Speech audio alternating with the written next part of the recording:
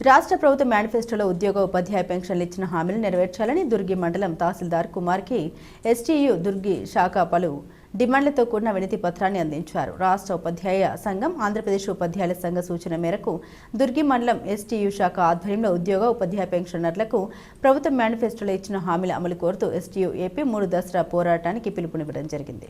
అందులో భాగంగా మొదటి దశ జనవరి 30న దుర్గి మండలం తహసీల్దార్ కార్యాలయంలో తహసీల్దార్ వరకుమార్కు మా న్యాయమైన డిమాండ్లను సంబంధిత ఉన్నతాధికారులకు ప్రభుత్వానికి తెలియజేయాలని వినతి పత్రం అందించారు. డిమాండ్లో భాగంగా 12వ వేతన సవరణ సంఘాన్ని వెంటనే ఏర్పాటు చేయాలని, 30% అభ్యంతర భృతిని మంజూరు చేయాలని, సిపిఎస్ రద్దు అంశంపై ప్రభుత్వం వెంటనే నిర్ణయం తీసుకుని పాత పెన్షన్ విధానం అమలు చేయాలని, పదవీ విరమణ చేసిన ఉద్యోగులకు పదవీ విరమణ చేసిన మరుసటి రోజునే పెన్షన్ సౌలభ్యం చెల్లించాలని, ఉద్యోగ ఉపాధ్యాయ పెన్షన్లకు చెల్లించవలసిన 4 డిఏలను వెంటనే మంజూరు చేయాలని, సర్వీస్లో ఉన్న ఉపాధ్యాయులకు టీచర్ ఎలిజిబిలిటీ టెట్ మినహాయించాలని డిమాండ్తో కూడిన వినతి పత్రం అందించారు.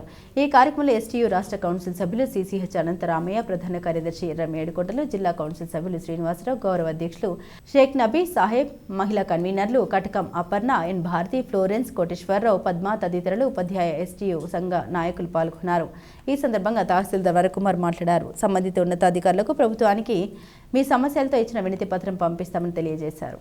వెంటనే ఈ రోజున రాష్ట్ర ప్రభుత్వము అలానే కూటమి ప్రభుత్వము వచ్చి 27 నెలలైనా సరే ప్రభుత్వ అట్లానే ఉద్యోగులకి అలానే ఉపాధ్యాయులకి అందరికీ కూడా కొత్త పిఆర్సీని ఏర్పాటు చేయలేదు. అలానే ఆర్థిక పరిస్థితులు చాలా పెండింగ్లో ఉన్నాయి. వాటన్నింటినీ కూడా అమలు చేయాలనే ఉద్దేశంతో ఈ రోజున రాష్ట్రోపాధ్యాయ సంఘము రాష్ట్ర శాఖ తరఫున ఈ 3 అంచెల విధానాలని ప్రవేశపెట్టింది. జనవరి 30వ తారీఖున తహసీల్దార్ కార్యాలయంలో వినతి పత్రాలు అందించడము, అలానే రేపు ఫిబ్రవరి 10వ తారీఖున చలో కలెక్టరేటు, అలానే ఆ తర్వాత చలో విజయవాడ కార్యక్రమాన్ని అమలు చేయడం జరిగింది.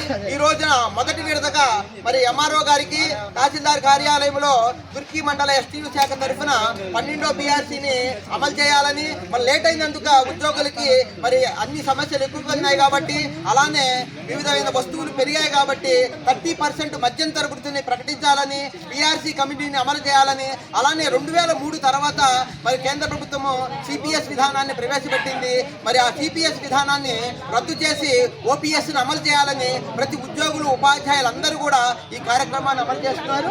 మరి ఈ రోజున మరి తహసీల్దార్ గారికి మరి ఉపాధ్యాయ సంఘం తరఫున ఈ మెమోరాండాన్ని అందిస్తున్నారు.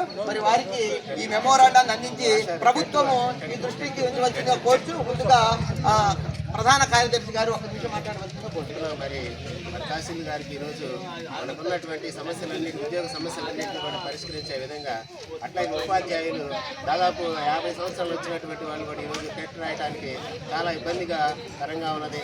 వాళ్ళకి వెంటనే ఈ టెట్ని రద్దు చేయాలని చెప్పేసి, ప్రమోషన్స్ కూడా వాళ్ళకి త్వరగా ఇవ్వాలని చెప్పేసి కోరుకుంటూ ఉన్నా. మరి బకాయిలు వెంటనే చెల్లించాలని చెప్పేసి దాదాపు ఇప్పటికీ కూడా అరాపర కొంతమందికే ఈ బకాయిలు